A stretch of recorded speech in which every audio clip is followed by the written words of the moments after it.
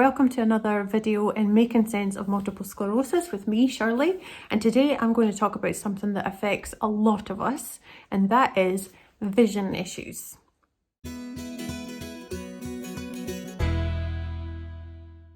So obviously when I do these videos, I try and input some of my expertise from the psychological standpoint, but then I also have to make sure that I do my research prior to these videos so that I'm sharing reliable sources of information. So anything that I mention will be down in the box below for the most part, if I remember, because like you, probably, I get MS fog and I forget things.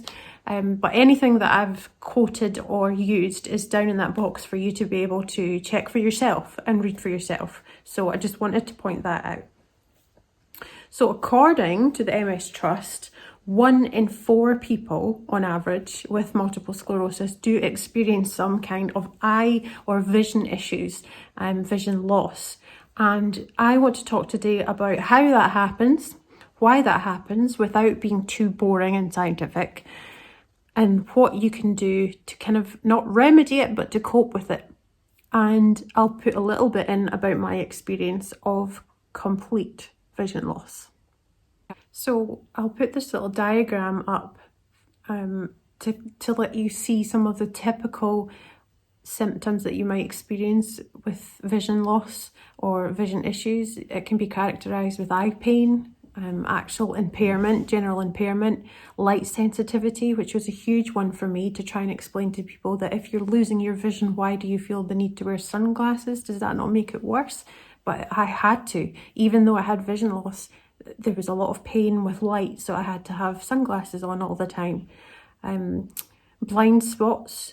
Sometimes I'll go into the next diagram as well, as you can see that sometimes that's referred to as scotoma or scotoma, however you want to say it, and that was really hard for me. Blurred vision, diminished acuity, visual acuity, because everything is there but it's just not clear enough, or just blurred in general. Perhaps objects are jerking, so the eyes, the messages are not lining up at the same time, so the object in front of you is jerking back and forward.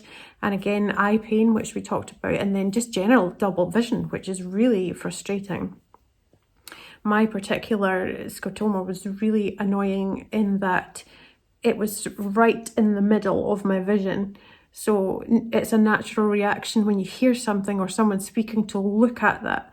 And when I looked at that blind spot was right here. So right here, I could see nothing, but I could see things here and here, but nothing right in the middle. And that's so frustrating, really frustrating. I almost had to look slightly off of someone to be able to see them. And that was awful. And that scotoma just generally and very slowly started to expand until I couldn't see anything.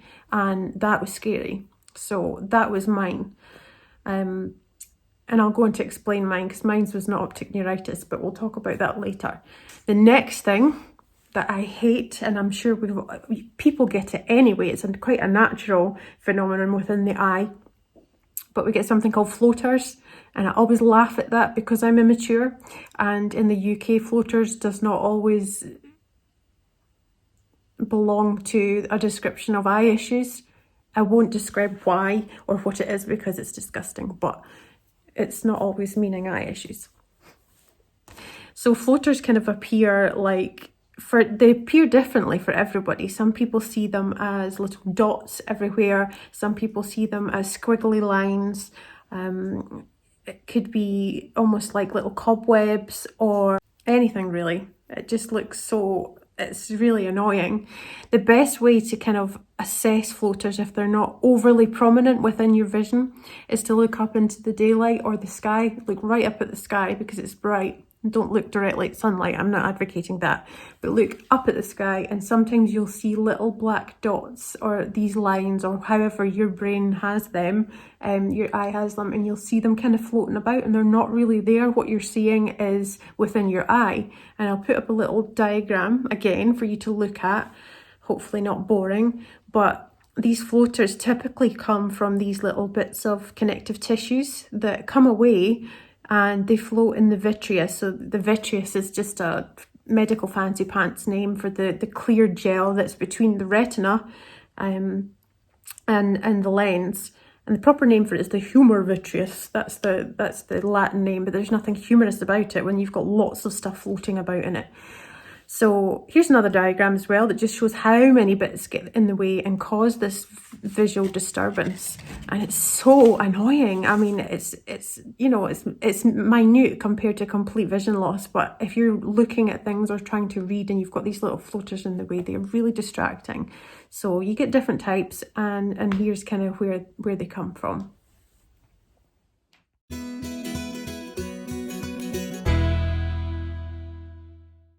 So the most common term that we hear in relation to vision loss with multiple sclerosis is optic neuritis.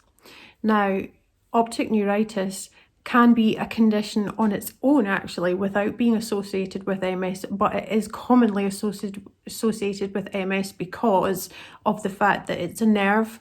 The nerve that runs from the brain to the eye becomes inflamed or swells, and that causes damage. So that then causes problems with the messages from the eyes to the brain and vice versa. There are different symptoms for everybody, but the most kind of common ones are pain with eye movement. So when you're trying to move your eyes around, it can be really uncomfortable. Temporary vision loss. For some people that becomes more permanent, but that can be attributed to other factors as well.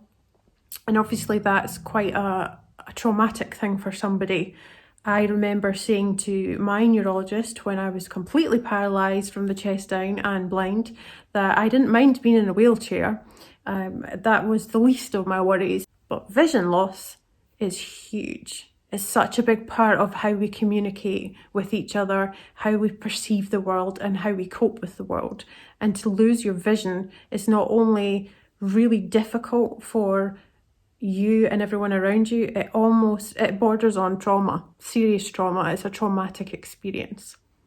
So you've got two main streams of vision, and there's the peripheral and then there is the central. So peripheral is everything around us. So when we're looking at each other, we can see things on either side, and that's the peripheral. And then the central vision is directly what we're looking at. So these kind of scotomas or blind spots can affect any part of that. For me, like I said, it was central, and that was really annoying for whatever I was looking at. It almost kind of echoed another eye condition called macular degeneration, and here's a couple of pictures of what that looks like, and that was so annoying for me. It shows you exactly how that would appear in your line of vision. It's directly at what you're looking at, so it's really quite frustrating. So there's a couple of pictures of what that looks like.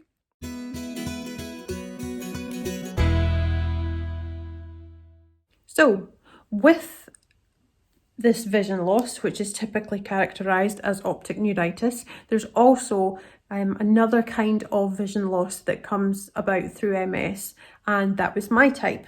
And that was what was referred to quite plainly in my report as cortical blindness. So optic neuritis is obviously the most common kind, but this cortical blindness happens as well. And as with anywhere in the brain, we have lesions, and the lesion placement then affects certain parts of the body and causes issues there. With cortical blindness, it's usually because of bilateral lesions in the visual cortex. If you were to look at this picture, which I'll pop up here in theory, you'll see how the occipital lobe, which is highlighted, and the pathway to the eye is quite a distance from each other. But that occipital lobe can obviously inherit these lesions also in the areas along the way, and that message from the brain and backwards can cause a lot of visual disturbances, and so, lesion placement can affect that. That was my issue, and when I had an eye exam to try and establish that it was optic neuritis causing my vision loss, there was nothing. And they had to go back to look at the brain and the occipital lobe and in that visual cortex, so we could see exactly what was going on in amongst the wealth of lesions that were breeding happily down my brain and spinal cord. Another condition that we have within the realm of neurological things is something called neuromyelitis optica. Now, if you were to Google neuromyelitis optica, NMO, it echoes multiple sclerosis in a lot of ways. In fact, when I did have a look at it, I think it was the NHS website, I was really surprised. It's very similar to multiple sclerosis, and there was a time where my neurologist was kind of swaying back and forward between the both. And from what I gather, NMO is also treated through disease-modifying drugs.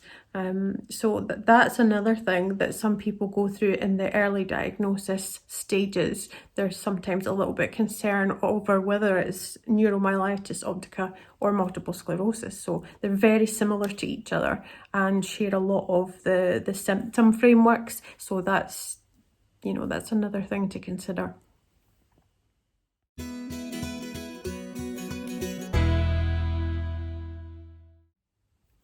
So now we've gone through all the different types and we've gone through the symptoms of that. How do we deal with that? On the psychological front, how does that affect us? For me as a mother, it was difficult because my son would come and he'd be like, "Mum, I drew this picture for you, look," in hospital. And I would be like, "That's great." And I couldn't see anything. And I felt awful. Things like being able to see his face and, stroke his face and look at him, and I couldn't even see in his eyes. These things really cut deep and really affected me. And life after leaving hospital and trying to be at home and continue on with some element of normality, things like looking at my phone and reading, news articles or social media, these things all became a huge challenge. Trying to use my computer, anything, seeing people from a distance. I stay in a place where I have a lot of people passing by.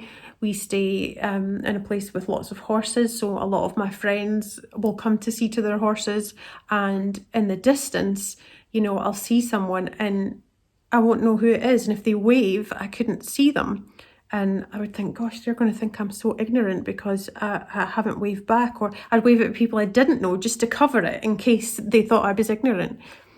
There's a lot of communicative issues there, and psychologically and emotionally that really affects us because the communication that we use through our non-verbal cues is essential in how we pick things up. So body language, facial expressions, all of these things can be completely taken away from us, and we have to purely rely on what we hear. And it really does change things significantly for us. There's not always enough emotional support for us when we go through some symptoms within MS. We sometimes find that there's a report of here's what they are, kind of like the first half of this video, but there's not a lot afterwards. How do you cope with that? How do you feel about it? So here's some adjustments that I made in my own life that helped me significantly. And they might help you too.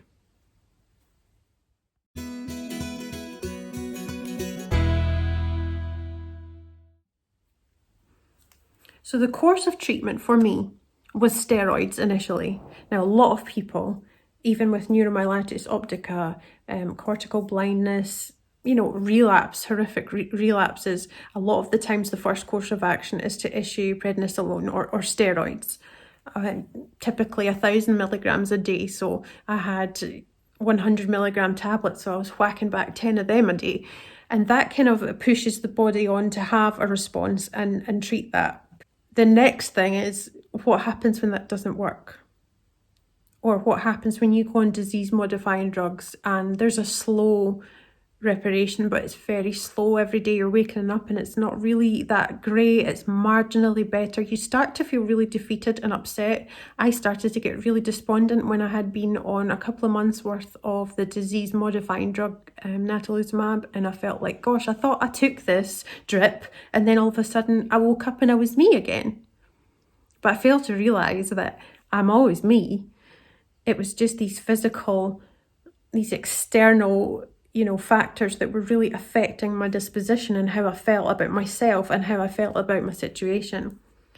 It took 2 courses of steroids for me and a good few months, I would say a good 5 to 6 months of a disease modifying drug before I started to see any massive improvement in my vision. And to this day, my vision is, I'd say, 90% of what it was, but it does disappear entirely if I get too hot. And that's something in multiple sclerosis that I'll talk about in another video called Youth-Offs or Youth-Offs. Everybody says it differently, and it can be described as Youth-Offs syndrome or Youth-Offs disease or Youth-Offs phenomenon or Youth-Offs disorder. It's got lots of references.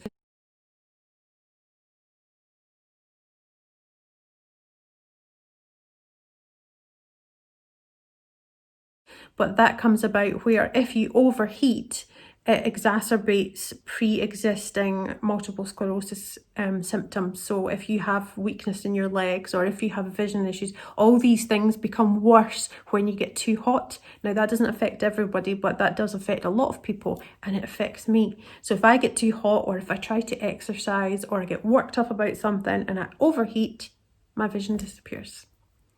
And that is a reminder to me sometimes when my vision disappears of just how bad it was for me.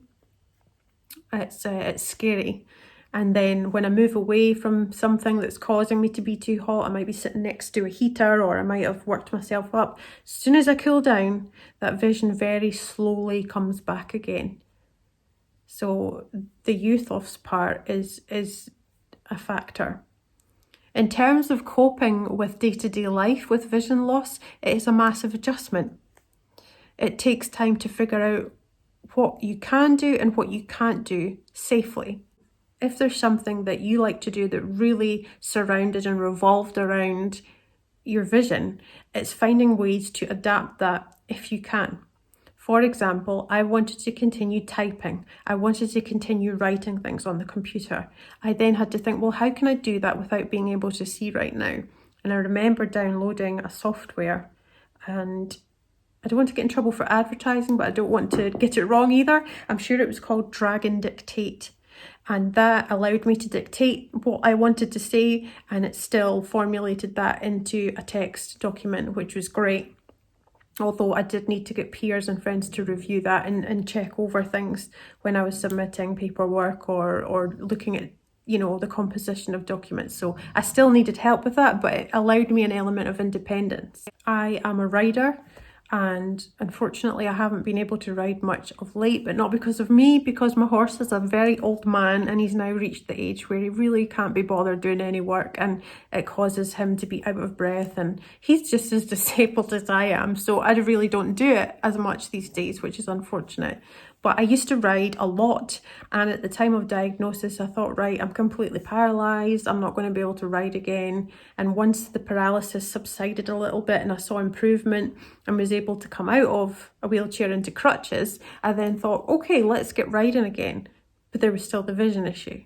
And I thought, well, how can I still do this but do this safely? So I had to kind of bargain and compromise with myself and be in an indoor school. We call it a school. It's like an indoor arena for the horse, and had somebody walk with me so I could see little bits around me. I could see outlines. I was still able to ride my horse and have somebody walk beside me just in case. Not because he would do anything, but he's an animal at the end of the day, could spook or have a fright at something and chuck me off. So there's a lot of compromise on your part, and it will be hard because that compromise usually involves a bit of your independence being taken away, and that's the hardest part.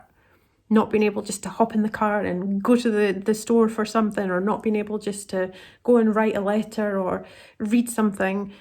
It's trying to compromise, and that is part of your acceptance with visual issues.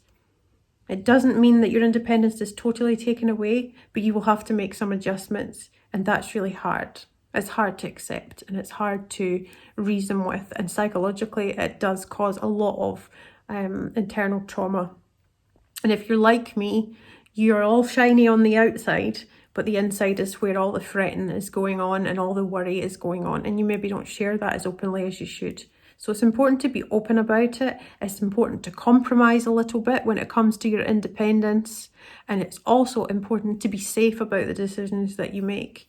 You don't want to put yourself at risk just to be independent or just to do what you did before you were of perfect sight. And gradually, thank goodness, you know, my vision did return to nearly normal and those things came back to me. But not everyone is that lucky, and it's an everyday struggle to get through vision issues with MS.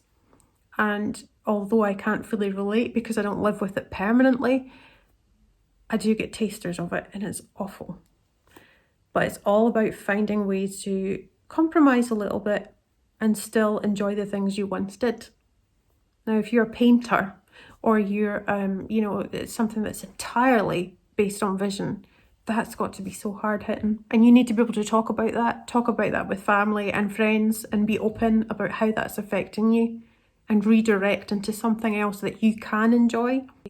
I know a lady who has complete vision loss and she occasionally can see the outlines of things, but she is a knitter. She likes to knit, and although I have no idea about things like that, she had knitted for so long that she could actually do it without looking. It was amazing. She could be watching TV and she would just be doing all this stuff with her hands, and I used to think that's amazing. And thankfully she was still able to maintain the enjoyment of that with vision loss, but it did obviously require a bit of compromise because someone had to check that for her or look at it to fix maybe little bits or errors or little knots she couldn't see. Whatever, I don't know much about knitting. So yeah, that's kind of the synopsis really of this, that there are different types, but it's not the end of the world. It is awful, and I am not detracting away from the trauma and the pain of vision loss, but you can find ways to get around it, and it's about accepting that, compromising, and being able to move forward with a bit of enjoyment in life. If you've experienced vision loss, or maybe you feel I might have missed some things out, please do comment below and tell me your story or how that's affected you, because other people will read your comments and it gives them a bit of encouragement too. And we don't always have to be happy clappy. If you're having an awful time with it, then tell me, just say. But the biggest thing out of all of this is that I want you to know you are not alone. You're never ever alone, especially with these issues in MS. If I can deal with it in the situation I had, then I would hope that gives you a little bit of inspiration and motivation as well. It's okay to have a bad day. Just try not to punch anyone.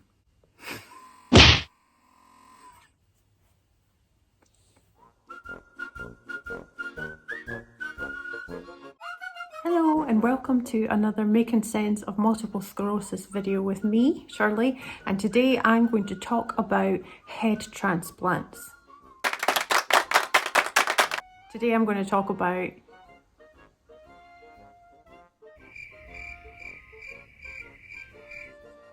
what am I going to talk about? Help me. You guys always have to come and help. Okay.